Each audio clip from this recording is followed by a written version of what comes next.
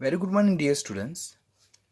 આજના લેક્ચરમાં આપણે ડાયહાઇડ્રોજનની જે રિમેનિંગ પ્રિપરેશન છે તેને ઓવર કરશું અને આપણે ડાયહાઇડ્રોજનના ભૌતિક રાસાયણિક ગુણધર્મો તરફ આગળ વધશું. તો રિમેનિંગ પ્રોસેસમાં નીટ માટેની મોસ્ટ ઇમ્પોર્ટન્ટ જે પ્રોસેસ છે તે કઈ છે? That is from syngas was process. NEET માટે તમારે આ જે પ્રિપરેશન છે તે ખાસ યાદ રાખવાની. આમાંથી ઢગલો ક્વેશ્ચન પૂછાશે. It is most important one, તો ખાસ કાળજી રાખજો. જ્યારે આપણે કોક, જેને જ આપણે કોલસો કહીએ છીએ, તેના પરથી આપણે સુપર હીટેડ સ્ટીમ, શું બોલીએ છીએ? સુપર હીટેડ સ્ટીમ એટલે ખૂબ જ ઊંચું તાપમાન ધરાવતી પાણીની વરાળ પસાર કરીએ. શેમાંથી? કોક ઓર કોલસા પરથી સુપર હીટેડ સ્ટીમ એટલે કે પાણીની વરાળ જ્યારે પસાર કરીએ છીએ, કેટલા તાપમાને? 1270 કેલ્વિન તાપમાને. તાપમાન અહીંયા આપણે કેટલું લીધું છે? 1270 કેલ્વિન તાપમાન. અને અહીંયા ઉદ્દીપક કયો લીધો છે આપણે? નિકલ ઉદ્દીપક લીધેલો. ટેમ્પરેચર યાદ રાખવાનું, ઉદ્દીપક યાદ રાખવાનું. તો ત્યારે કાર્બનનું જે પાણીની વરાળ છે તેની સાથે પ્રક્રિયા થતા કાર્બનનું ઓક્સિડેશન શેમાં થશે? કાર્બનનું પાર્શિયલ ઓક્સિડેશન થશે કાર્બન મોનોક્સાઇડમાં. અને સાથે સાથે આપણને શું મળશે? H2 ગેસ મળશે. આ જે મિશ્રણ પ્રાપ્ત થાય છે તે મિશ્રણને આપણે શું કહીએ છીએ? જળવાયુ. એને શું કહેવામાં આવે છે? Water gas. તો રિએક્શન ધ્યાનથી શીખો. સાઇન ગેસ બોસ પ્રોસેસમાં કોક ઓર કોલસો, તેના પરથી સુપર હીટેડ સ્ટીમ એટલે કે પાણીની વરાળ પસાર કરવામાં આવે 1270 કેલ્વિન તાપમાને નિકલ ઉદ્દીપકની હાજરીમાં. તો કાર્બનનું આંશિક ઓક્સિડેશન થઈને શું મળે છે? કાર્બન મોનોક્સાઇડ થાય છે. અહીંયા યાદ રાખજો હો, કાર્બનનું શું થાય છે? આંશિક ઓક્સિડેશન થતા આપણને શું મળે છે?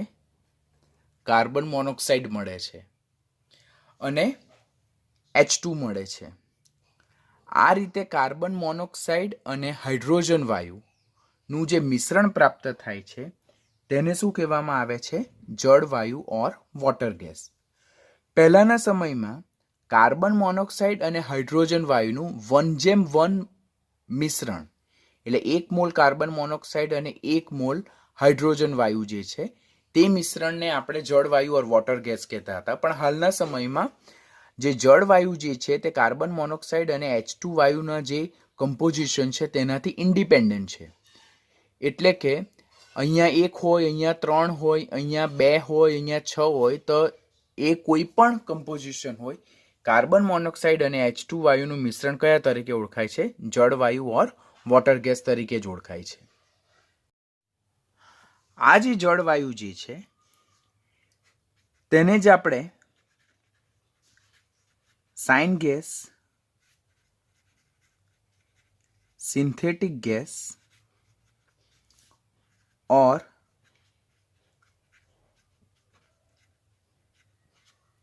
સંશ્લેષિત વાયુ પણ કહીએ છીએ. પેલું જળવાયુ એટલે શું? તો કાર્બન મોનોક્સાઇડ અને હાઇડ્રોજન વાયુનું મિશ્રણ, તેને શું કહેવામાં આવે છે? જળવાયુ.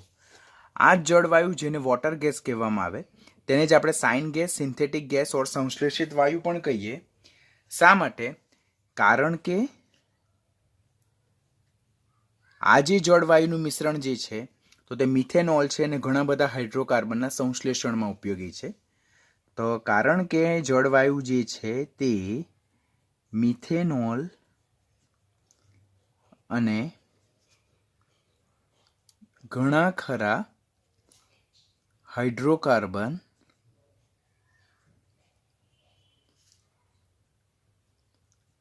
સંશ્લેષણમાં ઉપયોગમાં આવે છે. હવે આ જે પ્રોસેસ દ્વારા આપણે કોક और પાણીની વરાળ સાથે આપણે કાર્બન મોનોક્સાઇડ और કાર્બન મોનોક્સાઇડ અને H2 વાયુનું મિશ્રણ મેળવીએ છીએ, જળવાયુ મેળવીએ છીએ, તે પદ્ધતિને શું કહેવામાં આવે છે? કોલ ગેસિફિકેશન. આ પદ્ધતિને શું કહેવામાં આવે છે? કોલ ગેસિફિકેશન. ખાસ યાદ રાખવાનું. કોલ ગેસિફિકેશન શું? કે કોક અને પાણીની વરાળ સાથે પ્રક્રિયા કરીને જળવાયુ મેળવવાની જે પદ્ધતિ છે તેને શું કહેવામાં આવે છે? કોલ ગેસિફિકેશન. તો આપણે એના રિલેટેડ થોડુંક ઇન્ફોર્મેશન લખશું કે કોક, કોલસો और કાર્બનમાંથી સંશ્લેષિત વાયુ એટલે શું? કાર્બન મોનોક્સાઇડ અને હાઇડ્રોજન વાયુનું મિશ્રણ મેળવવાની પદ્ધતિને શું કહેવામાં આવે છે? કોલ ગેસિફિકેશન કહેવામાં આવે છે. તો વર્ડ ખાસ યાદ રાખજો હો કે કોલ ગેસિફિકેશન એટલે શું? તો કોલ ગેસિફિકેશન એટલે કોક, કોલસો और કાર્બનમાંથી સંશ્લેષિત વાયુ મેળવવાની પદ્ધતિને કોલ ગેસિફિકેશન કહેવામાં આવે. આ કોલ ગેસિફિકેશન દરમિયાન કોક और કોલસાની ગરમ પાણીની વરાળ સાથે પ્રક્રિયા કરવામાં આવે 1270 કેલ્વિન તાપમાને નિકલ ઉદ્દીપકની હાજરીમાં. તેમાંથી કાર્બન મોનોક્સાઇડ અને હાઇડ્રોજન વાયુનું મિશ્રણ મળે, જેને જળવાયુ और વોટર ગેસ કહેવાય, જેને સાઇન ગેસ કહેવાય, જે જુદા જુદા હાઇડ્રોકાર્બનના સંશ્લેષણમાં વપરાય છે. માટે આ પ્રોસેસને શું કહેવામાં આવે છે? કોલ ગેસિફિકેશન કહેવામાં આવે છે. હવે આ જે સાઇન ગેસ જે છે તો હાલના સમયમાં જે છે તો સાઇન ગેસ શેમાંથી મળે છે? તો એ પોઈન્ટ આપણે ખાસ યાદ રાખવાનું. બોર્ડમાં પ્રીવિયસ યરમાં જ્યારે આ ચેપ્ટર હતું ત્યારે એના બેઝ પરથી ક્વેશ્ચન પૂછાયેલો હતો. તો હાલના સમયમાં સાઇન ગેસ સુએઝ એટલે કે ડ્રેનેજ, ત્યાર પછી લાકડાના બારીક ભૂકો જેને વેર આપણે કહીએ છીએ તે, ત્યાર પછી લાકડાના ટુકડા, પછી ન્યૂઝપેપર એટલે કે સમાચાર પત્રકના જે કાગળ હોય તેમાંથી મેળવવામાં આવે છે.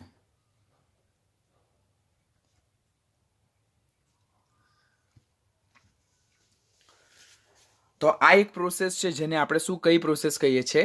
કોલ ગેસિફિકેશન કહીએ. હવે આ પ્રક્રિયા માટે જે આપણે ડેલ્ટા એચ જોઈએ, ડેલ્ટા એચ, તો આ પ્રક્રિયા માટે ડેલ્ટા એચ કેવો છે? માઇનસ છે. માટે આ પ્રક્રિયા કેવી છે? ઉષ્મા ક્ષેપક. જેને કેવી પ્રોસેસ કહેવાય? Exothermic reaction. તો આપણને ક્વેશ્ચન પૂછે થર્મોડાયનેમિક્સને લગતો નીટમાં કે કાર્બનની જ્યારે પાણીની વરાળ સાથે પ્રક્રિયા થાય અને જળ વાયુ મળે છે તો એ પ્રક્રિયા ઉષ્મા શોષક છે કે ઉષ્મા ક્ષેપક છે? તો એ પ્રક્રિયા દરમિયાન ઉષ્મા મુક્ત થાય છે. માટે એ પ્રક્રિયા કઈ છે? ઉષ્મા ક્ષેપક પ્રક્રિયા છે. એના માટે જે એન્થાલ્પી ફેરફાર છે તેનું મૂલ્ય કેવું છે? નેગેટિવ છે, જે તમે થર્મોડાયનેમિક્સ ચેપ્ટરમાં જોઈશો. હવે આ તો એક પ્રોસેસ થઈ કે જેમાંથી આપણે કોક ઓર કોલસાની પાણીની વરાળ સાથે પ્રક્રિયા કરતા આપણે જળવાયુ મેળવી શકીએ છીએ. જળવાયુ બીજી કઈ પદ્ધતિથી મેળવવામાં આવે? તો જળવાયુને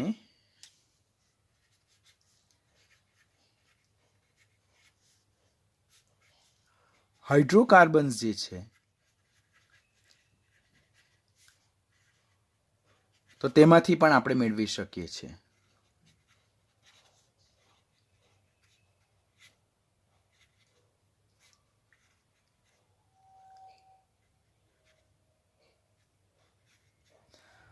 જળવાયુને આપણે હાઇડ્રોકાર્બનમાંથી પણ મેળવી શકીએ છીએ. કેવી રીતે મેળવી શકીએ? બરાબર, તો જે આપણને હાઇડ્રોકાર્બન પેટ્રોલિયમના જે ઓક્સિડેશનથી, આંશિક ઓક્સિડેશનથી પ્રાપ્ત થાય, તો તે જે હાઇડ્રોકાર્બન હોય તેની પાણીની વરાળ સાથે પ્રક્રિયા કરવામાં આવે તો એમાંથી આપણને શું મળે છે? જળવાયુ. તો પેટ્રોલિયમ જે હોય તેના માંથી મળતા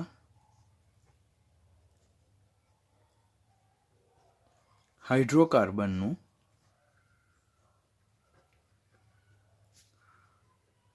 આંશિક ઓક્સિડેશન કરવાથી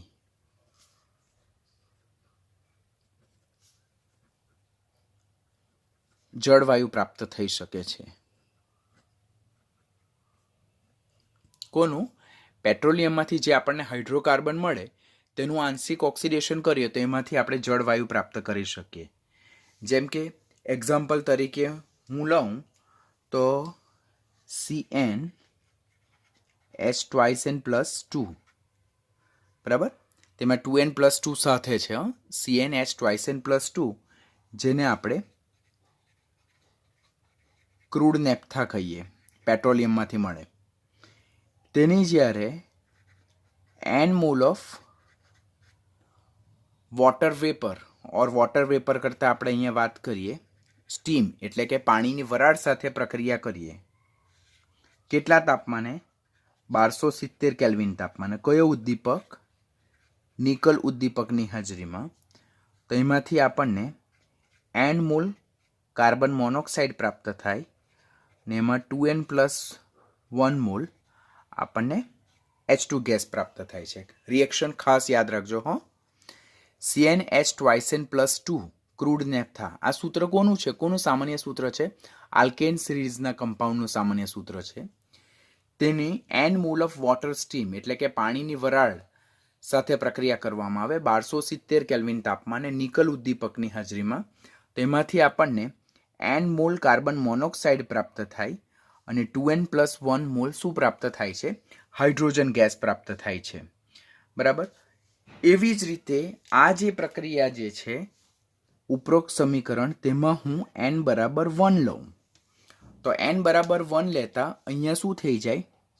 C1H2+2, એટલે એના બેઝ પરથી મને મળી જાય મિથેન ગેસ. તો આ જે મિથેન વાયુ જે છે તેની સેમ પ્રક્રિયા હું પાણીની વરાળ સાથે કરું, કેટલા તાપમાને? 1270 કેલ્વિન તાપમાને નિકલ ઉદ્દીપકની હાજરીમાં. તેમાંથી મને કાર્બન મોનોક્સાઇડ ગેસ મળે. અને અહીંયા જો અહીંયા n બરાબર મેં 1 લીધું છે, બરાબર, તો અહીંયા n બરાબર 1 આવશે, અહીંયા n બરાબર 1 આવશે અને અહીંયા 2n એટલે કે 2+1 એટલે અહીંયા કેટલા મોલ હાઇડ્રોજન વાયુ પ્રાપ્ત થાય? 3 મોલ H2 ગેસ પ્રાપ્ત થાય છે.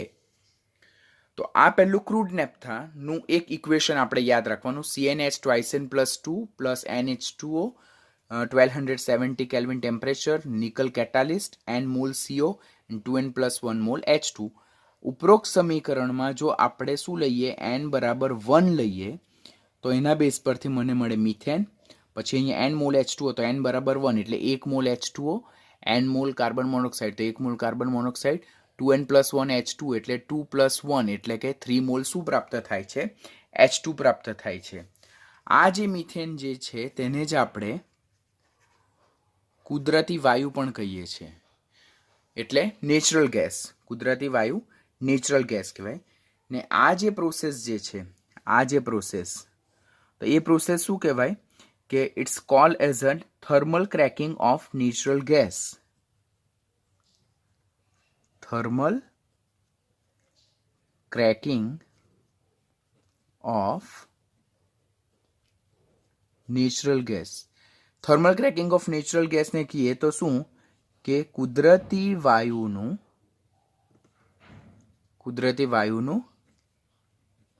ઉષ્મીય વિભંજન.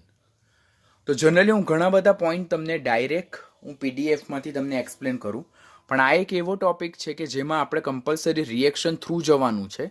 માટે હું અહીંયા તમને એક એક સમીકરણ અને એક એક કન્ટેન્ટ લખીને સમજાવું છું, જેથી તમારો કન્સેપ્ટ એકદમ પરફેક્ટલી રેડી થાય. બિકોઝ નીટ માટેનો this is one of the very important point. બરાબર. હવે આપણે શું વિચારીએ કે અહીંયા પણ કાર્બન મોનોક્સાઇડ અને 3 મોલ ઓફ H2 પ્રાપ્ત થયું. તો આને પણ આપણે શું કહીએ છીએ? જળવાયુ કહીએ છીએ. અહીંયા CO પ્લસ H2 તેને જળવાયુ. તો અહીંયા કાર્બન મોનોક્સાઇડનો 1 મોલ હાઇડ્રોજનના 1 મોલ સાથે જોડાયેલો છે. અહીં કાર્બન મોનોક્સાઇડનો 1 મોલ હાઇડ્રોજનના 3 મોલ સાથે જોડાયેલો છે. આમ કોઈ પણ મોલના રેશિયોમાં કાર્બન મોનોક્સાઇડ અને હાઇડ્રોજન એકબીજા સાથે મિશ્રણમાં હોય તે બધા જ મિશ્રણ એ કયા તરીકે ઓળખાય છે? જળવાયુ. હવે આપણે એવું વિચારીએ કે અહીંયા કાર્બન મોનોક્સાઇડ અને હાઇડ્રોજન વાયુ છે, તો આ કાર્બન મોનોક્સાઇડને દૂર કરીએ તો આપણને એના બેઝ પરથી શું પ્રાપ્ત થઈ જાય? હાઇડ્રોજન વાયુ પ્રાપ્ત થઈ જાય છે. But that is not true. આ કાર્બન મોનોક્સાઇડ અને આ હાઇડ્રોજન વાયુ એકબીજા સાથે એટલા બધા મિક્સેબલ હોય કે એમને એકબીજાથી સેપરેટ કરવાનું શું થાય છે? મુશ્કેલ છે. માટે આ હાઇડ્રોજન વાયુમાંથી આ કાર્બન મોનોક્સાઇડને દૂર કરવું આપણા માટે કેવો થઈ જાય? મુશ્કેલ થઈ જાય. પરિણામે જળવાયુમાંથી આપણે શુદ્ધ હાઇડ્રોજન એકદમ ઇઝીલી મેળવી શકતા નથી. પરંતુ મને તો જોઈએ શું? મને તો હાઇડ્રોજન વાયુ મેળવવો છે. તો ત્યારે મારે જળવાયુમાંથી જો હાઇડ્રોજન વાયુ મેળવવો હોય તો ત્યારે આ જે જળવાયુ છે તેની ફર્ધર મારે કોની સાથે પ્રક્રિયા કરવાની થાય? ફર્ધર મારે પાણીની વરાળ સાથે પ્રક્રિયા કરવાની થાય. તો એમાંથી કાર્બન મોનોક્સાઇડ જે છે તેનું કાર્બન ડાયોક્સાઇડમાં ઓક્સિડેશન થશે અને એ કાર્બન ડાયોક્સાઇડને પછી આપણે ઇઝીલી હાઇડ્રોજન વાયુથી દૂર કરી શકશું. આપણે શું રાઈટ કરશું? સમીકરણ 1 અને 2 માંથી મળતા જળવાયુમાંથી શુદ્ધ H2 મેળવવું મુશ્કેલ છે. કારણ કે તેમાંથી કાર્બન મોનોક્સાઇડ જે છે તેને દૂર કરવું મુશ્કેલ છે. તો એવા કિસ્સામાં આપણે જો શુદ્ધ હાઇડ્રોજન મેળવવું હોય તો શું કરવું પડે? માટે સાઇન ગેસમાંથી, સાઇન ગેસ તેને જ આપણે જળવાયુ કહીએ છીએ, તેમાંથી શુદ્ધ H2 મેળવવા માટે ઓર હાઇડ્રોજનનું ઉત્પાદન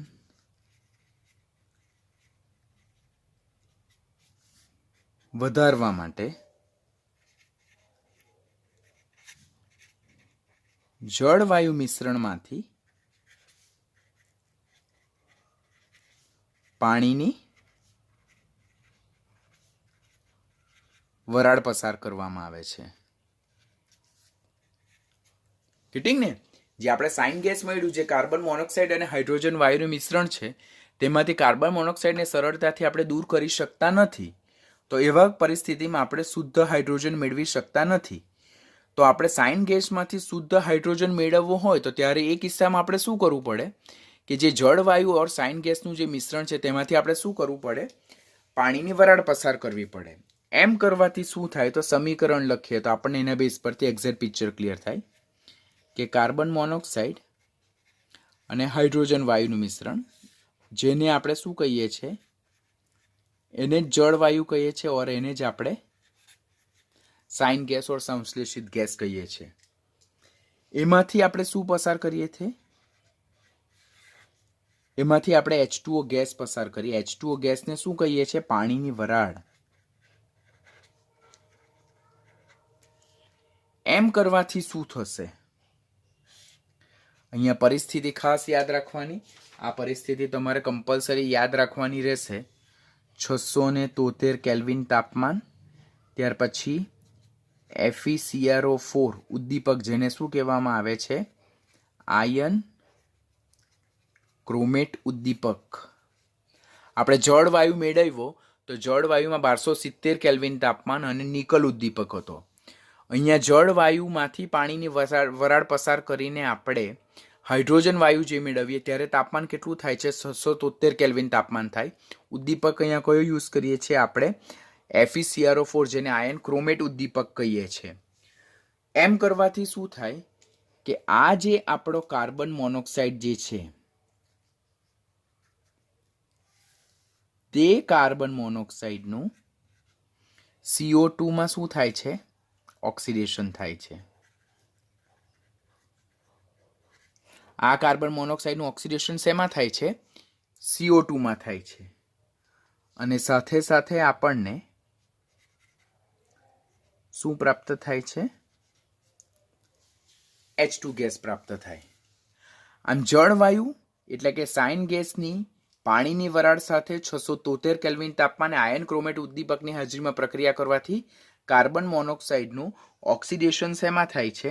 કાર્બન ડાયોક્સાઇડમાં થાય છે. અને આપણને શું પ્રાપ્ત થાય છે? H2 પ્રાપ્ત થાય છે. આ જે ઓવરઓલ પ્રક્રિયા જે છે, આ ઓવરઓલ પ્રક્રિયા જે છે જેમાં આપણે આ જળવાયુમાંથી આપણે કાર્બન ડાયોક્સાઇડ અને H2 વાયુનું મિશ્રણ મેળવીએ છીએ, તો એ પ્રોસેસને શું કહેવામાં આવે છે? જળવાયુ સ્થળાંતર પ્રક્રિયા. એને શું કહીએ છીએ આપણે? જળવાયુ સ્થળાંતર પ્રક્રિયા. और એને જ આપણે શું કહીએ છીએ? Water gas shifting reaction. Water gas shifting reaction. જળવાયુ મેળવવાની પ્રક્રિયાને કોલ ગેસિફિકેશન કહેતા હતા, ખબર ને? જળવાયુ મેળવવાની પ્રક્રિયાને આપણે શું કહેતા હતા? કોલ ગેસિફિકેશન કહેતા હતા. અહીંયા જળવાયુમાંથી કાર્બન ડાયોક્સાઇડ અને H2 મેળવવાની પદ્ધતિને શું કહેવામાં આવતું છે? જળવાયુ સ્થળાંતર પ્રક્રિયા, water gas shifting reaction. Don't get confuse. જ્યારે ગરમ કરેલા કોલસા પરથી પાણીની વરાળ પસાર કરતા કાર્બન મોનોક્સાઇડ અને H2 વાયુનું મિશ્રણ એટલે જળવાયુ મળે તો તેને કોલ ગેસિફિકેશન કહેવામાં આવે. પરંતુ જળવાયુમાંથી CO2 અને H2 મેળવવાની જે પદ્ધતિ છે તેને શું કહેવામાં આવે? જળવાયુ સ્થળાંતર પ્રક્રિયા ઓર કોલ ગેસિફિકેશન કહેવામાં આવે. આ જે કોલ ગેસિફિકેશન પ્રક્રિયા જે છે તેમાંથી આપણે શુદ્ધ હાઇડ્રોજન મેળવવાનો કેવું થઈ જાય? સરળ થઈ જાય. કેમ? કારણ કે આમાંથી CO2 ને આપણે સરળતાથી દૂર કરી શકીએ. એમાંથી CO2 ને આપણે કેવી રીતે દૂર કરી શકાય? એમાંથી આપણે CO2 ને કઈ રીતે દૂર કરી શકીએ? તો આ જે દ્રાવણ જે છે તેને આપણે પસાર શેમાંથી કરવાનું? તો સોડિયમ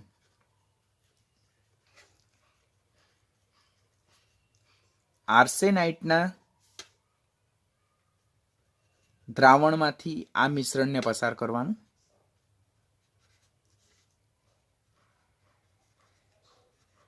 એમ કરવાથી શું થાય? CO2 આની સાથે પ્રક્રિયા કરશે, જ્યારે ડાયહાઇડ્રોજન એની સાથે પ્રક્રિયા નહીં કરશે. ઓર સેકન્ડ, આ જે CO2 અને H2 વાયુનું મિશ્રણ જે છે, વાયુ મિશ્રણ કયું? CO2 અને H2 વાયુનું મિશ્રણ, તેને 25 થી 30 વાતાવરણ દબાણે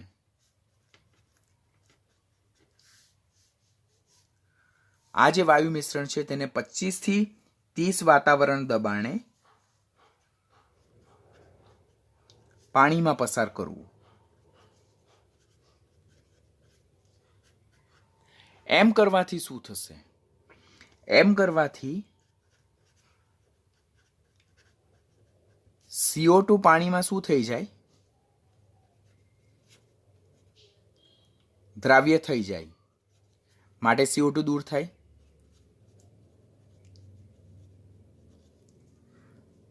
જ્યારે H2 એ કેવો છે? તો H2 એ નોન પોલર છે. નોન પોલર એટલે એ અધ્રુવીય છે. અને એ અધ્રુવીય હોવાને કારણે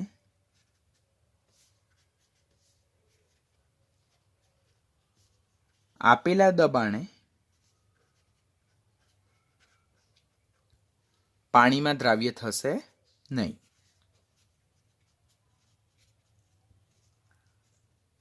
અને H2 ને આપણે શુદ્ધ સ્થિતિમાં કલેક્ટ કરી શકીએ છીએ. શુદ્ધ સ્થિતિમાં કલેક્ટ કરી શકાય છે. તો CO2 માંથી H2 ને દૂર કરવો હોય તો કેવી રીતે કરી શકાય? આપણે કે દ્રાવણને સોડિયમ આર્સેનાઇટના દ્રાવણમાંથી પસાર કરો और વાયુ મિશ્રણને 25 થી 30 વાતાવરણ દબાણે પાણીમાં પસાર કરવાથી એમ કરવાથી શું થાય કે આ જે CO2 જે છે તે પાણીમાં શું થઈ જશે? દ્રાવ્ય થઈ જશે અને CO2 દૂર થઈ જાય. જ્યારે H2 નોન પોલર છે, ખબર ને, સમકેન્દ્રીય દ્વિપરમાણવીય અણુ છે, તો તે નોન પોલર છે, જેને કારણે એ આપેલા દબાણે પાણીમાં કેવો રહેશે? અદ્રાવ્ય રહેશે, દ્રાવ્ય થશે નહીં. અને H2 ને આ રીતે શુદ્ધ સ્થિતિમાં આપણે શું કરી શકીએ છીએ? કલેક્ટ કરી શકીએ છીએ. તો this overall process is called as a syngas Bosch process, કે જે નીટ માટેનો ખૂબ જ ઇમ્પોર્ટન્ટ ટોપિક, પરફેક્ટલી ધ્યાનથી લર્ન કરજો. અન્ય પદ્ધતિ કે જેના દ્વારા આપણે ડાયહાઇડ્રોજનનું ઉત્પાદન કરી શકીએ તે કઈ પદ્ધતિ છે?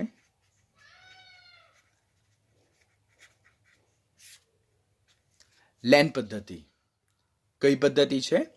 લેન પદ્ધતિ, જે મુખ્યત્વે 2 તબક્કામાં વિભાજિત થયેલી છે. પહેલો તબક્કો જે છે તેને આપણે શું કહીએ છીએ? ઓક્સિડેશન સ્ટેજ કહીએ. અને બીજો તબક્કો જે છે તેને આપણે શું કહીએ છીએ? રિડક્શન સ્ટેજ કહીએ છીએ. તો આપણે પહેલો તબક્કો શીખીએ, ઓક્સિડેશન સ્ટેજ.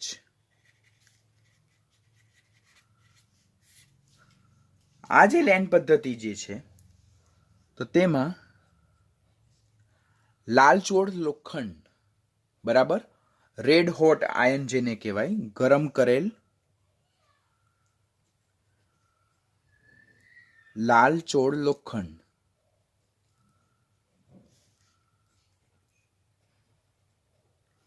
સોલિડ સ્થિતિમાં, તેની પ્રક્રિયા કોની સાથે કરવાનું? પાણીની વરાળ સાથે કરવાનું. કેટલા તાપમાને? તો near about 1223 kelvin to 1073 kelvin temperature. એટલે આપણે વાત કરીએ તો 750 થી લગભગ 800 ડિગ્રી સેલ્સિયસ જેટલું તાપમાન હશે, બરાબર. તો ત્યારે આ જે Fe જે છે તેનું રૂપાંતર શેમાં થાય? Fe3O માં થાય. પ્લસ H2 શું થાય છે? મુક્ત થાય છે. અને આ પ્રક્રિયા દરમિયાન ડેલ્ટા H કેવો છે? પોઝિટિવ છે. માટે આ કઈ પ્રક્રિયા છે? ઉષ્મા શોષક પ્રક્રિયા છે. તો ગરમ કરેલા લાલચોળ લોખંડ પરથી પાણીની વરાળ જ્યારે પસાર કરવામાં આવે આટલા ટેમ્પરેચરે, તો આ જે લોખંડ જે છે તેનું શું થાય છે? Fe3O4 માં ઓક્સિડેશન થાય છે. Fe3O4 માં એનું શું થાય છે? ઓક્સિડેશન થાય છે. ને ત્યાર પછી શું થાય છે કે આ રિએક્શનને હવે આપણે બેલેન્સ ફોર્મમાં કેવી રીતે યાદ રાખી શકીએ? તો અહીંયા Fe કેટલા છે? 3 છે. તો મારે અહીંયા Fe મૂકવાના 3, બરાબર. હવે અહીંયા ઓક્સિજન કેટલા છે? 4 છે. તો મારે અહીંયા ઓક્સિજન પ્લેસ કરવા 4. ત્યાર પછી અહીંયા હાઇડ્રોજન કેટલા છે? તો 4 દુ 8. તો અહીંયા મારે હાઇડ્રોજન પ્લેસ કરવાના 4. તો આ રિએક્શન જે છે તે કયું રિએક્શન છે? Oxidation stage. એમાં અહીંયા જે Fe3O4 જે પ્રાપ્ત થાય છે તેને શું કહેવામાં આવે છે? મેગ્નેટાઇટ. એને શું કહેવામાં આવે છે? મેગ્નેટાઇટ કહેવામાં આવે. એનું બીજું નામ શું છે? ફેરસો ફેરિક ઓક્સાઇડ. બીજું નામ શું છે? ફેરસો ફેરિક ઓક્સાઇડ. આમ ગરમ કરેલ લાલચોળ લોખંડ પરથી જ્યારે પાણીની વરાળ આટલા ટેમ્પરેચરે પસાર કરવામાં આવે ત્યારે જે લોખંડ જે છે તેનું ઓક્સિડેશન થતાં આપણને મેગ્નેટાઇટ મળે, Fe3O4, જેને ફેરસોફેરિક ઓક્સાઇડ કહેવાય. અને શું પ્રાપ્ત થાય છે? ડાયહાઇડ્રોજન પ્રાપ્ત થાય છે. પરંતુ આ જે ડાયહાઇડ્રોજન પ્રાપ્ત થાય તેની માત્રા કેવી છે? ઓછી છે. તો એ ઓછી છે. નાઉ સ્ટેજ નંબર 2, જેને શું કહેવામાં આવે છે? Reduction stage. આ રિડક્શન સ્ટેજમાં શું કરવામાં આવે કે પહેલા તબક્કામાં જે આપણને ફેરસો-ફેરિક ઓક્સાઇડ મેગ્નેટાઇટ મળે તેની પ્રક્રિયા આપણે કોની સાથે કરવાની થાય? જળવાયુ સાથે કરવાની થાય.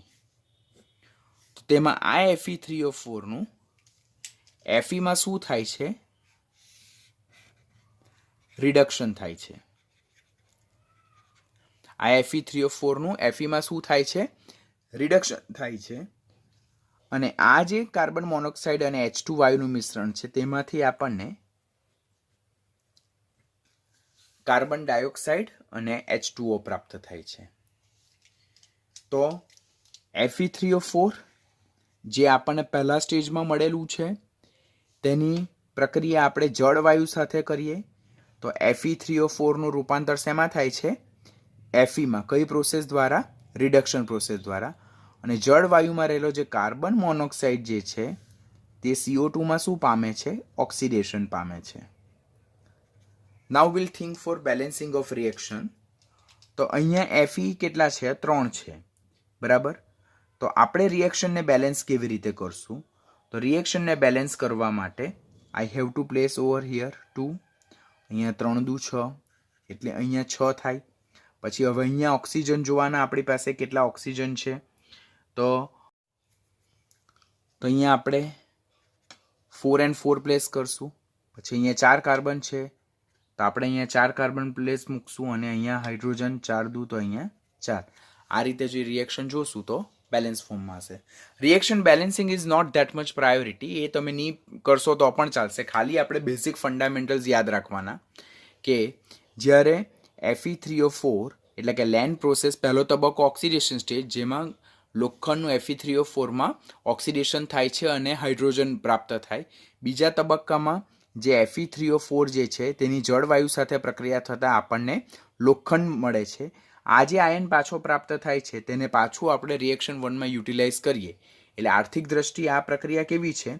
વધારે ઉપયોગી છે. કારણ કે રિડક્શન તબક્કામાં જે આયન ધાતુ છૂટી પડે તેને આપણે પ્રથમ તબક્કો જે ઓક્સિડેશન તબક્કો છે તેમાં ઉપયોગમાં લઈ શકીએ છીએ.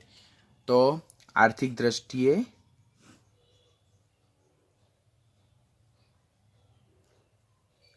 દ્રષ્ટિએ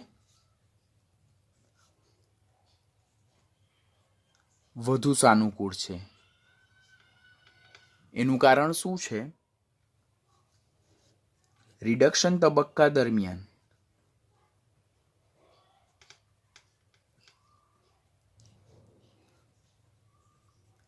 મળતી Fe ધાતુને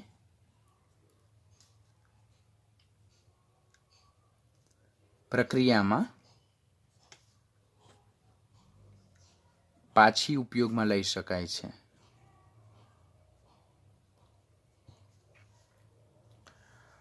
તો this is called land process. હવે નીટ લેવલના કેટલા ક્વેશ્ચન જનરેટ થાય? લેન્ડ પ્રોસેસ કેટલા તબક્કામાં વહેંચાયેલી છે? તો 2, ઓક્સિડેશન અને રિડક્શન. લેન્ડ પ્રોસેસમાં કયા તબક્કા દરમિયાન હાઇડ્રોજન વાયુનું ઉત્પાદન થાય છે? તો ઓક્સિડેશન સ્ટેજ દરમિયાન. પછી લેન્ડ પ્રોસેસમાં રિડક્શન તબક્કા દરમિયાન શું કરવામાં આવે?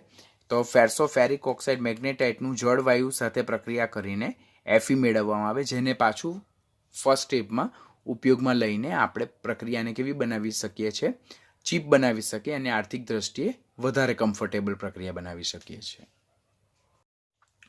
નાઉ next, it is also obtained as a byproduct. Byproduct એટલે ઉપપેદાશ તરીકે પણ તે આપણને મળી શકે છે. કઈ પ્રિપરેશનમાં એ ઉપપેદાશ તરીકે મળે? તો કાસ્ટનર કેલ્નર કોષ દ્વારા NaOH જેને આપણે કોસ્ટિક સોડા કહીએ,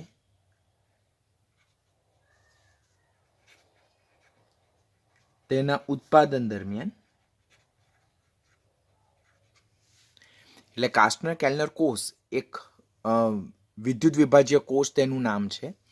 તેના દ્વારા જ્યારે આપણે સોડિયમ હાઇડ્રોક્સાઇડ જેને શું કહીએ છીએ, કોસ્ટિક સોડા જે કહીએ તેનું ઉત્પાદન કરીએ તો તેના દરમિયાન એ આપણને પ્રાપ્ત થાય છે. આ જ પ્રક્રિયાને બીજા કયા નામે ઓળખવામાં આવે તો બ્રાઇન દ્રાવણમાંથી ડાયક્લોરિન વાયુ જે છે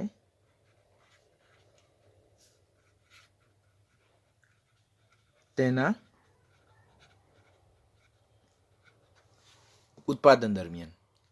તો ડાયહાઇડ્રોજન ગેસ જે છે તો આ બંને એક જ પ્રોસેસ છે. પ્રોસેસ 1 તે શું છે, કાસ્ટનર કેલ્નર કોષ દ્વારા સોડિયમ હાઇડ્રોક્સાઇડ એટલે કોસ્ટિક સોડાનું ઉત્પાદન, અને એને જ અમુક ઓથર અને અમુક જુદા જુદા ચેપ્ટરમાં એને બીજા કયા તરીકે ઓળખવામાં આવે કે બ્રાઇન દ્રાવણમાંથી Cl2 વાયુના ઉત્પાદન દરમિયાન. તો આ બંને પ્રોસેસ દ્વારા આપણને ડાયહાઇડ્રોજન વાયુ કયા તરીકે મળે છે, ઉપપેદાશ તરીકે મળે છે. આમાં કરવામાં શું આવે તો પહેલા તો કાસ્ટનર કેલ્નર કોષ હું તમને સમજાવું. તો કાસ્ટનર કેલ્નર કોષ જે છે તો એક જાતનો વિદ્યુત વિભાજ્ય કોષ છે.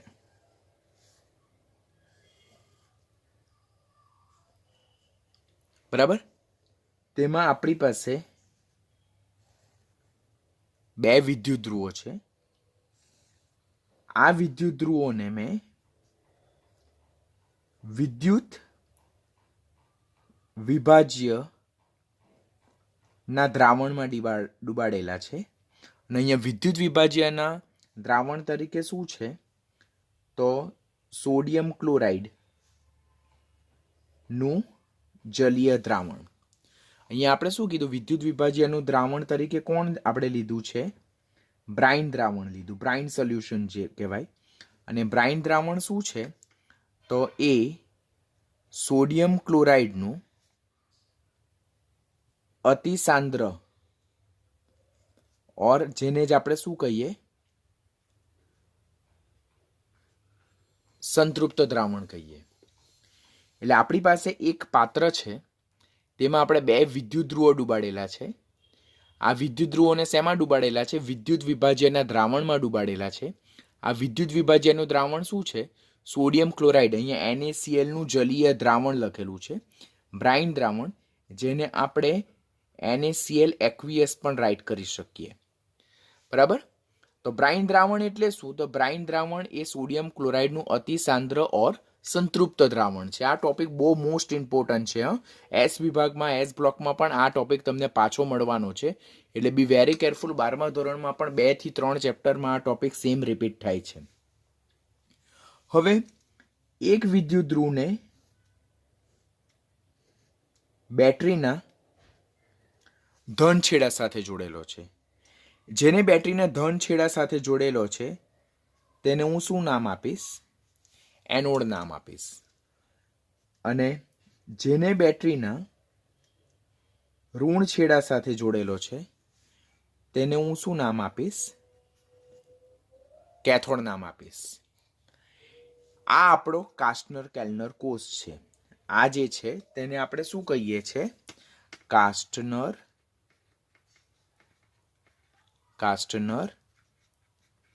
કેલ્નર કોષ. કાસ્ટનર કેલ્નર કોષ જેમાં એક પાત્ર છે, જેમાં વિદ્યુત વિભાજ્યના દ્રાવણ તરીકે બ્રાઇનનું દ્રાવણ ભરેલું છે. બ્રાઇનનું દ્રાવણ શું છે, સોડિયમ ક્લોરાઇડનું જલીય દ્રાવણ છે, એટલે સોડિયમ ક્લોરાઇડનું અતિ સાંદ્ર સંતૃપ્ત દ્રાવણ છે, એટલે એને આપણે NaCl અને H2O. તેમાં આપણે બે વિદ્યુત ધ્રુવો ડુબાડેલા છે. એક વિદ્યુત ધ્રુવ બેટરીના ધન છેડા સાથે જોડેલું છે અને બીજું વિદ્યુત ધ્રુવને બેટરીના ઋણ છેડા સાથે જોડેલ છે. વિદ્યુત વિભાજ્ય કોષમાં જે વિદ્યુત ધ્રુવ બેટરીના ધન છેડા સાથે જોડેલો છે તેને આપણે એનોડ કહીએ છીએ, અને જે વિદ્યુત ધ્રુવને બેટરીના ઋણ છેડા સાથે જોડેલો છે તેને આપણે શું કહીએ છીએ, કેથોડ કહીએ છીએ. તો પહેલા આપણા માઇન્ડમાં આટલું જે ફિગર જે છે તે પરફેક્ટલી ક્લિયર થઈ જવું જોઈએ. હવે આપણે શું કરીએ છીએ, તો હવેના કિસ્સામાં આપણે વિદ્યુત પ્રવાહ પસાર કરીએ છીએ.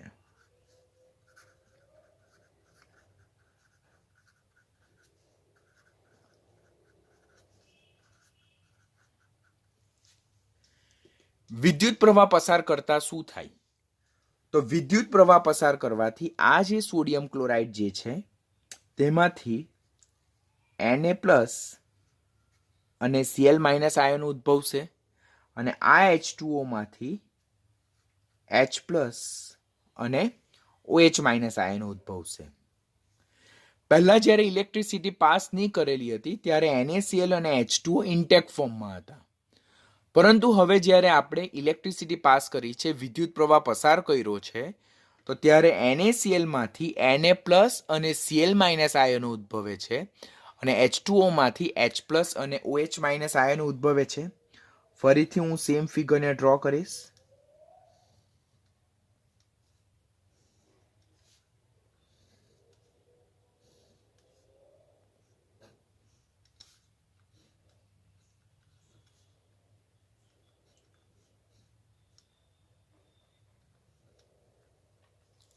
ઓકે,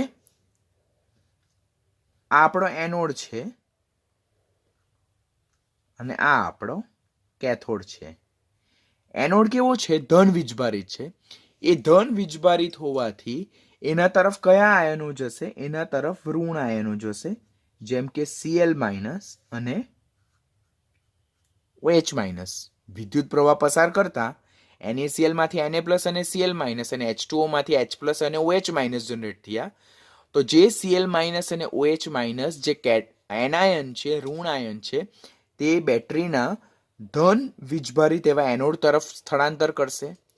જ્યારે Na+ અને H+ જે છે કે જે ધન વીજભારિત આયનો છે, they are cation, they are positively charged ion, so they are having tendency to migrate towards the negatively charged electrodes. આપણને ખબર ને કે વિદ્યુત વિભાજીય કોષમાં જેવો વિદ્યુત પ્રવાહ પસાર કરવાથી આયનો પોતાના વીજભારથી વિરુદ્ધ વીજભાર ધરાવતા વિદ્યુત ધ્રુવો તરફ આગળ વધે. એટલે અહીંયા મારી પાસે Cl- અને OH- જે છે, જે ઋણ વીજભારિત છે, તે ધન વીજભારિત એનોડ તરફ જાય, જ્યારે Na+ અને H+ જે ધન વીજભારિત આયનો છે, તે ઋણ વીજભારિત કેથોડ તરફ જશે. તો હવે Cl- અને OH- એ એનોડ પર જાય છે, એનોડ તરફ સ્થળાંતર કરે. તો એનોડ પર હંમેશા કઈ પ્રક્રિયા થાય, એનોડ પર હંમેશા ઓક્સિડેશન પ્રક્રિયા થાય. કેથોડ પર હંમેશા કઈ પ્રક્રિયા થાય, રિડક્શન પ્રક્રિયા થાય. તો આપણે યાદ રાખવાનું, અહીંયા એક સ્ટેટમેન્ટ ખાસ યાદ રાખવાનું, એનોડ પર કઈ પ્રક્રિયા થાય,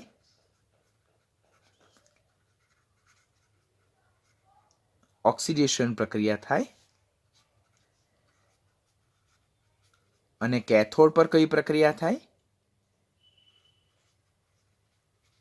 કેથોડ પર રિડક્શન પ્રક્રિયા થાય. હવે એનોડ પર તો Cl- પણ ગયો અને OH- પણ ગયો. તો બે માંથી કોનું ઓક્સિડેશન થાય એનોડ પર, તો આપણે યાદ રાખવાનું, એનોડ પર બે માંથી કોનું ઓક્સિડેશન થાય, Cl- નું થાય. શા માટે, તે બહુ મોટો ટોપિક છે, તો એ લેટર ઓન કાં 11th ક્યાં 12th શીખીશું, આપણે અત્યારે નહીં શીખવાનું. અત્યારે આપણે એટલું યાદ રાખવાનું કે Cl- અને OH- એ નેગેટિવલી ચાર્જ આયન છે, ઋણ આયન છે, તે ધન વીજભારિત એનોડ તરફ સ્થળાંતર કરે, એનોડ પર ઓક્સિડેશન થાય અને એનોડ પર ઓક્સિડેશન થવાનું તે કોનું થવાનું, Cl- નું થવાનું. બરાબર. અને કેથોડ પર Na+ અને H+ બંને ગયા, બે માંથી કોઈ એક આયનનું રિડક્શન થાય, તે કોનું થાય, H+ નું થાય.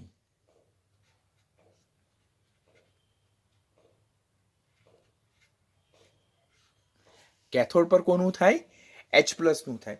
વાસ્તવમાં જો જોઈએ ને તો અહીંયા Cl- અને OH- માંથી ડિસ્પ્લેસમેન્ટ પોટેન્શિયલ Cl- ના ઓછા છે, માટે સરળતાથી ઓક્સિડેશન પામે. અને રિડક્શન પોટેન્શિયલ જે છે તે H+ ના વધારે છે, કોના કરતા, Na+ કરતા. અહીંયા આપણને ખ્યાલ જ છે, અત્યારે જોયું કે રિડક્શન પોટેન્શિયલ એ એચ પ્લસના વધારે છે કોના કરતાં? Na પ્લસ કરતાં. માટે કેથોડ પર રિડક્શન કોનું થશે? એચ પ્લસનું થશે, Na પ્લસનું નહીં. અહીંયા ડિસ્પ્લેસમેન્ટ પોટેન્શિયલનો કન્સેપ્ટ આવે, પરંતુ ડિસ્પ્લેસમેન્ટ પોટેન્શિયલનો કન્સેપ્ટ આપણે લેટર ઓન શીખવાના જ છે, તો અત્યારે હું એના પર વધારે ફોકસ નથી કરતો, બિકોઝ અનનેસેસરી આપણો ટોપિક લેન્ધી થઈ જશે. આમ એનોડ પર કોનું ઓક્સિડેશન થશે? Cl માઇનસનું થશે. કેથોડ પર કોનું રિડક્શન થશે? H પ્લસનું રિડક્શન થશે. તો હવે એના બેઝ પરથી આપણે સમીકરણ રાઈટ કરીએ તો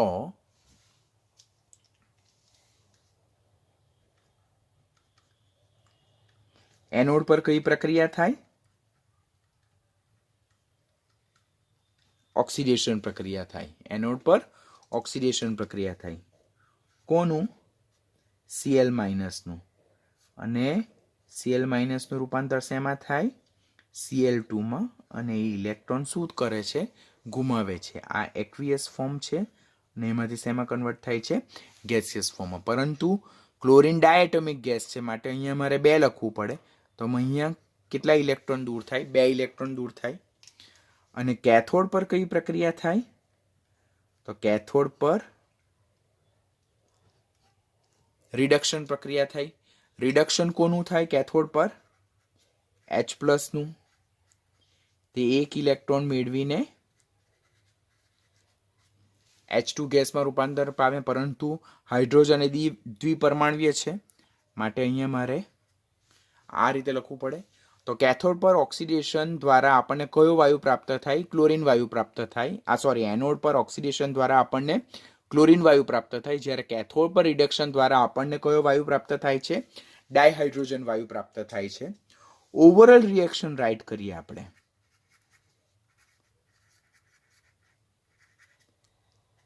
ઓવરઓલ રિએક્શન જો રાઈટ કરીએ આપણે, તો આપણી પાસે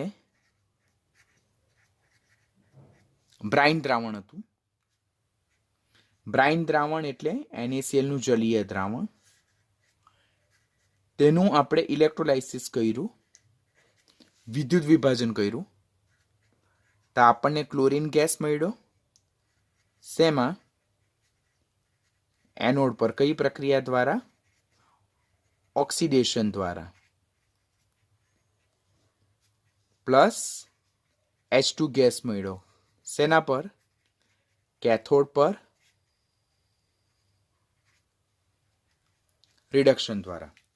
જો અહીંયા ઓલરેડી રિટર્ન છે કે મારી પાસે Na પ્લસ છે અને મારી પાસે Cl માઇનસ છે.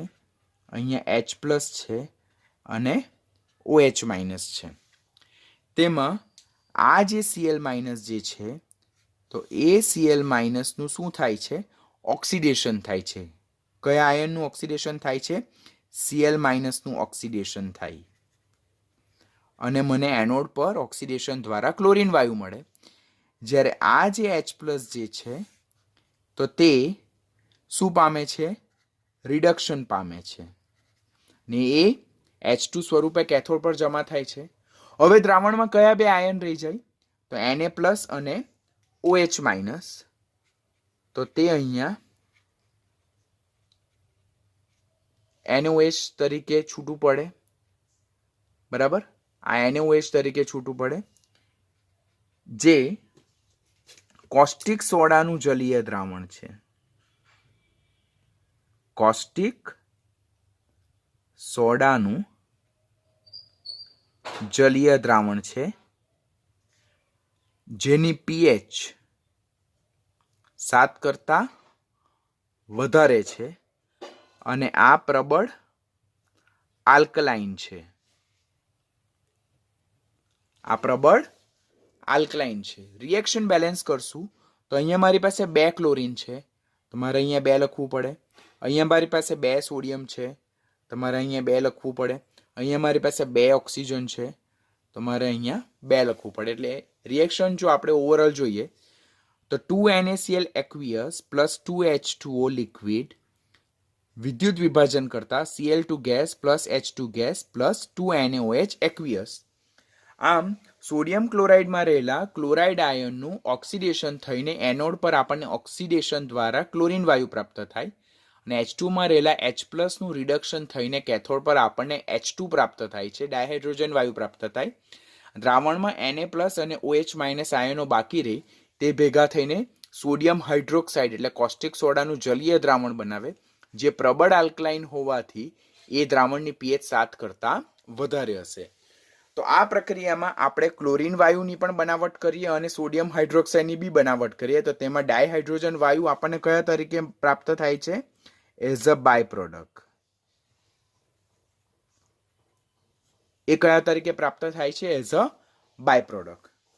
તો this is overall process which is useful in Kastner-Kellner cell, બરાબર, for formation of caustic soda from the brine solution or brine દ્રાવણમાંથી ક્લોરીન વાયુનું જે આપણે ઉત્પાદન કરીએ તેના માટેનું આ સમીકરણ છે. Very important concept.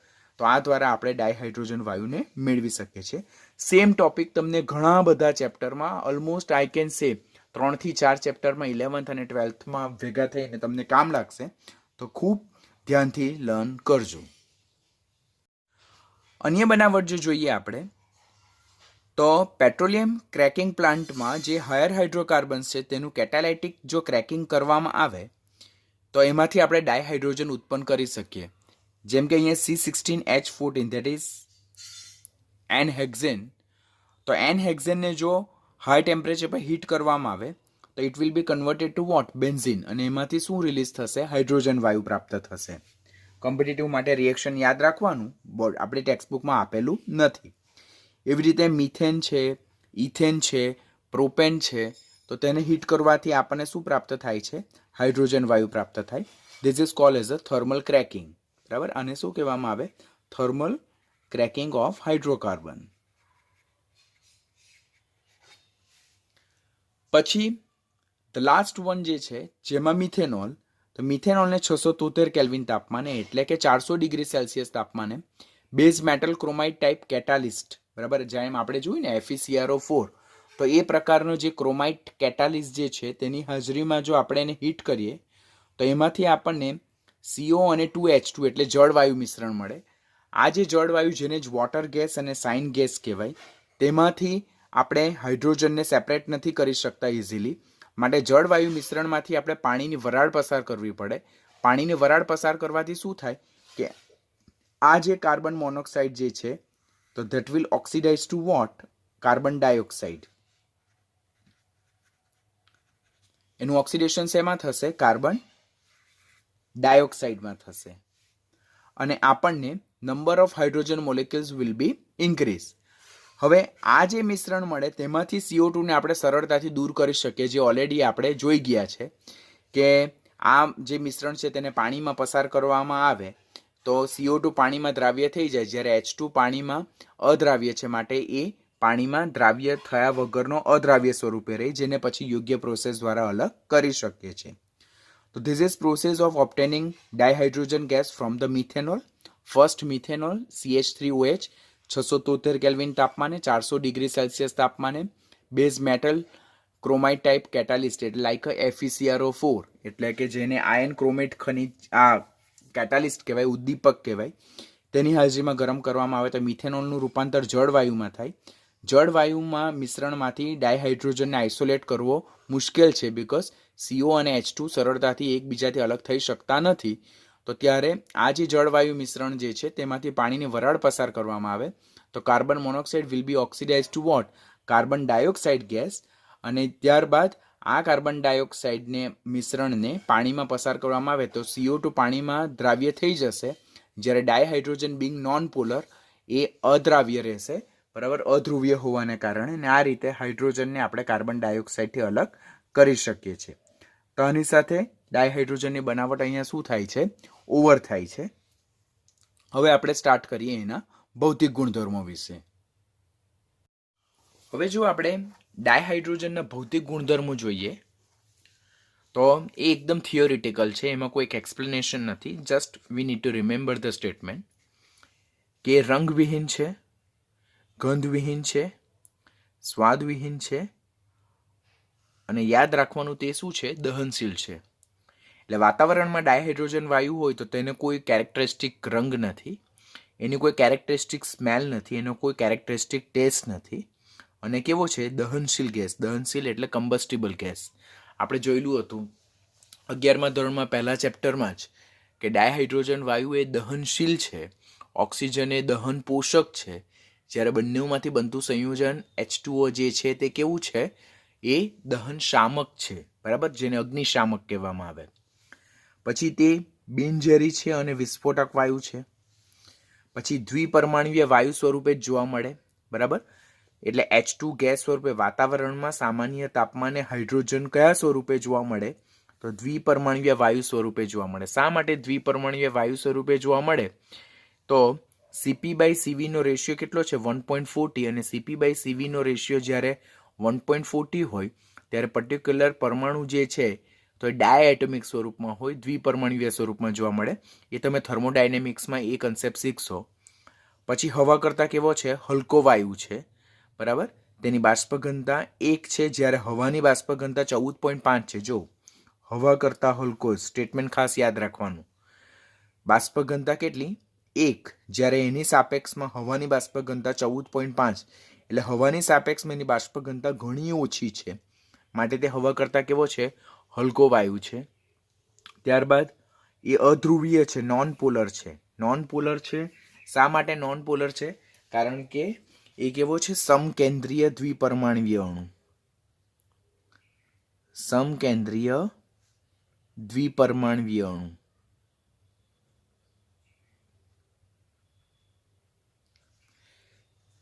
જેમાં બંને પરમાણુ સમાન છે, વિદ્યુત ઋણતા સમાન છે, એટલે બોન્ડ પેર ઓફ ઇલેક્ટ્રોન કોઈ પણ પરમાણુ તરફ આકર્ષાતી નથી, મિડલમાં જ રહેશે, માટે એ કેવો છે, અધ્રુવીય છે. ને અધ્રુવીય હોવાથી એ પાણીમાં કેવો છે, અદ્રાવ્ય છે. હું જેટલું અહીંયા તમને હાઇલાઇટ કરીને આપ્યું એટલા પોઈન્ટ આપણે ખાસ યાદ રાખવાના. નીચા તાપમાને અને ઊંચા દબાણે એ પ્રવાહીકરણ પામી શકે, પરંતુ પ્રવાહીકરણની જે સરળતા જે છે તે ઘણી ઓછી છે, એટલે મુશ્કેલીથી પ્રવાહીકરણ પામે. શા માટે, કારણ કે એનું ક્રાંતિક તાપમાન ઘણું નીચું છે. આપણે સ્ટેટ્સ ઓફ મેટર, દ્રવ્ય અવસ્થા ચેપ્ટર જોયું. દ્રવ્ય અવસ્થામાં આપણે જોયું કોઈ પણ વાયુ જે છે તે સરળતાથી પ્રવાહીકરણ ક્યારે પામી શકે, જ્યારે એના ક્રાંતિક તાપમાનના મૂલ્યો કેવા હોય, ઊંચા હોય. તો અહીંયા હાઇડ્રોજન વાયુ જે છે તેનું ક્રાંતિક તાપમાન ઘણું નીચું છે, માટે એનું પ્રવાહીકરણ કેવું થાય, મુશ્કેલી થાય. તો અહીંયા આપણે ખાસ એક સ્ટેટમેન્ટ યાદ રાખવાનું થાય કે પ્રવાહીકરણની સરળતા એ ક્રાંતિક તાપમાનના મૂલ્યોના સમપ્રમાણમાં છે. જેમ ક્રાંતિક તાપમાન ઊંચું તેમ પ્રવાહીકરણની, તેમ વાન ડર વાલ્સ આકર્ષણ બળોની પ્રબળતા વધારે, તેમ પ્રવાહીકરણની સરળતા વધારે. જેમ ક્રાંતિક તાપમાન નીચું તેમ જે પ્રવર્તા વાન ડર વાલ્સ આકર્ષણ બળો જે છે તેની પ્રબળતા ઓછી, માટે પ્રવાહીકરણની સરળતા કેવી છે, ઓછી છે. આમ ડાયહાઇડ્રોજન વાયુ જેનું ક્રાંતિક તાપમાન ઘણું નીચું છે, માટે તેની પ્રવાહીકરણની સરળતા ઘણી ઓછી છે, એટલે બહુ ઓછી માત્રામાં તે પ્રવાહીકરણ પામી શકે, અને તે પણ કઈ કન્ડિશનમાં, નીચા તાપમાને અને ઊંચા દબાણે જ.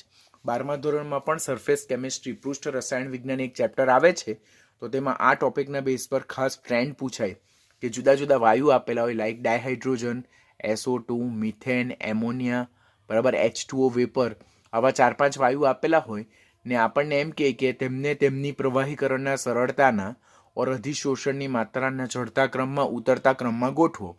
તો એનું અલ્ટિમેટલી આપણે શું યાદ રાખવાનું કે જેમ વાયુના ક્રાંતિક તાપમાન ઊંચા હોય તેમ તેમાં પ્રવર્તા આકર્ષણ બળોની પ્રબળતા વધારે હોય, તો તેનું પ્રવાહીકરણ સરળતાથી થાય. અહીંયા ડાયહાઇડ્રોજન વાયુ જે છે તેનું ક્રાંતિક તાપમાન ઘણું નીચું છે, માટે એની પ્રવાહીકરણ સરળતાથી થતું નથી, મુશ્કેલી થાય, અને અલ્પ માત્રામાં થાય, ઓછી માત્રામાં થાય, અને નીચા તાપમાને અને ઊંચા દબાણે જે પ્રવાહીકરણ પામી શકે છે. અને એ કેવો છે, સ્વભાવે પ્રતિચુંબકીય, ધેટ મીન્સ ડાયામેગ્નેટિક. શા માટે ડાયામેગ્નેટિક, યુગ્મિત ઇલેક્ટ્રોન છે માટે. તો આટલા પોઈન્ટ આપણે યાદ રાખવાના. રંગવિહીન, ગંધવિહીન, સ્વાદવિહીન અને દહનશીલ ખાસ યાદ રાખવાનો. બિનઝેરી અને વિસ્ફોટક વાયુ છે. દ્વિપરમાણુય વાયુ, બીકોઝ CP/CV જે છે, બરાબર, વિશિષ્ટ ઉષ્મા, અચળ દબાણે વિશિષ્ટ ઉષ્મા અને અચળ કદે વિશિષ્ટ ઉષ્માનો ગુણોત્તર 1.40 છે, માટે ડાયએટોમિક ગેસ સ્વરૂપે જોવા મળે. એ થર્મોડાયનેમિક્સ ચેપ્ટરમાં તમે શીખશો. હવા કરતાં હલકો છે, અધ્રુવીય છે માટે પાણીમાં અદ્રાવ્ય છે. અધ્રુવીય શા માટે? સમકેન્દ્રીય દ્વિપરમાણુય અણુ છે, હોમોજીનિયસ ડાયએટમિક મોલેક્યુલ્સ છે, માટે તેમાં જે બંને પરમાણુની વિદ્યુત ઋણતા સમાન છે માટે તે નોન પોલર છે ને માટે પાણીમાં અદ્રાવ્ય છે. અને ક્રાંતિક તાપમાનના મૂલ્યો ઘણા નીચા હોવાથી તેનું પ્રવાહીકરણ ખૂબ જ મુશ્કેલીથી થાય. તે પણ નીચા તાપમાને અને ઊંચા દબાણે થશે. અને પ્રતિચુંબકીય છે, સ્વભાવે કેવું છે? ડાયમેગ્નેટિક છે, જે ઓલરેડી તમે કેમિકલ બોન્ડિંગ ચેપ્ટરમાં શીખી ગયા છો.